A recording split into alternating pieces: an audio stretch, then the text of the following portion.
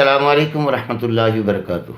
محترم سامعین و ناظرین، حکیم ضیاء مطب ابن طبیب آپ کی صحت کے حبیب کی جانب سے ایک بار پھر آپ کی خدمت میں حاضر ہے،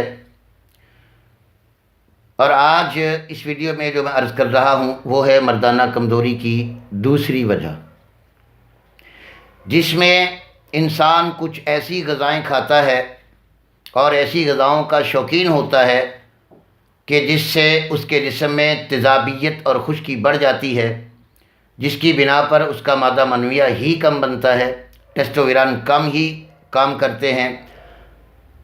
اس حالت میں ہوتا کیا ہے؟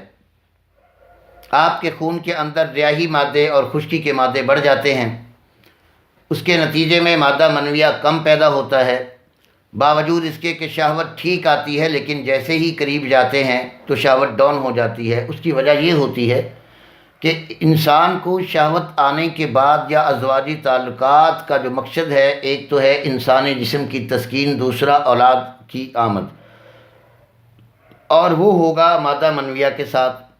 جب اتنی خشک چیزیں آپ کھائیں گے تو آپ کے خون میں کاربن، ٹرائیگلائسیرائڈ اور کولیسٹرول کی زیادتی ہوگی۔ وہ کن غذاؤں سے ہوگی؟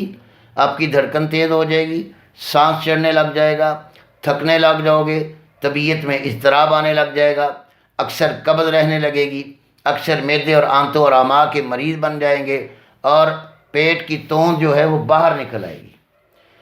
ایسا مریض کیا کھاتا ہے؟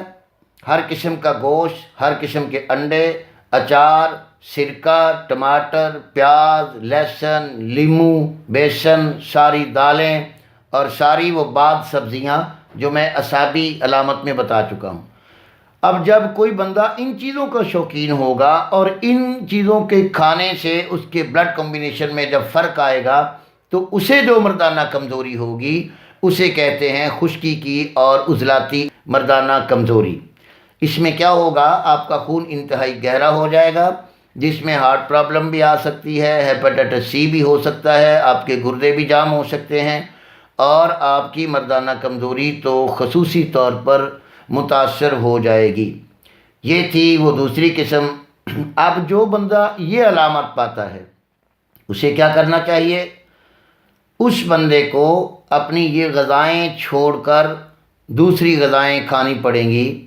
ان میں کھجور ہے، تمام قسم کے ڈرائی فروٹ ہیں، زعفران ہے، اس میں چاہے آپ زعفران کی چائے بنا لیں، چاہے کہوہ بنا لیں، اس میں دیسی اجوائن ہے، اس میں پودینہ ہے، تیز پتہ ہے، اس میں لونگ بھی ہے، اس میں دار چینی بھی ہے۔ اب جب یہ ساری چیزوں کا کہوہ آپ پئیں گے اور اس قسم کی غذائیں چھوڑ کر آپ کھجور، انگور، آم اور تربوز، خربوزہ، امرود اور کیلا اور تمام تر مغزیات ڈرائی فروٹ استعمال کریں گے، اور اپنی غذاؤں میں حلوہ، دلیا، کسٹرڈ، فرنی، کھیر، چاول، دہی اور اس قسم کی پروڈکٹ جب آپ لیں گے تو میرے دوستو آپ کے خون کی تیزابیت کم ہو کر اس کا اعتدال ہو جائے گا، نتیجے میں آپ کی مردانہ کمزوری بحال ہو جائے گی۔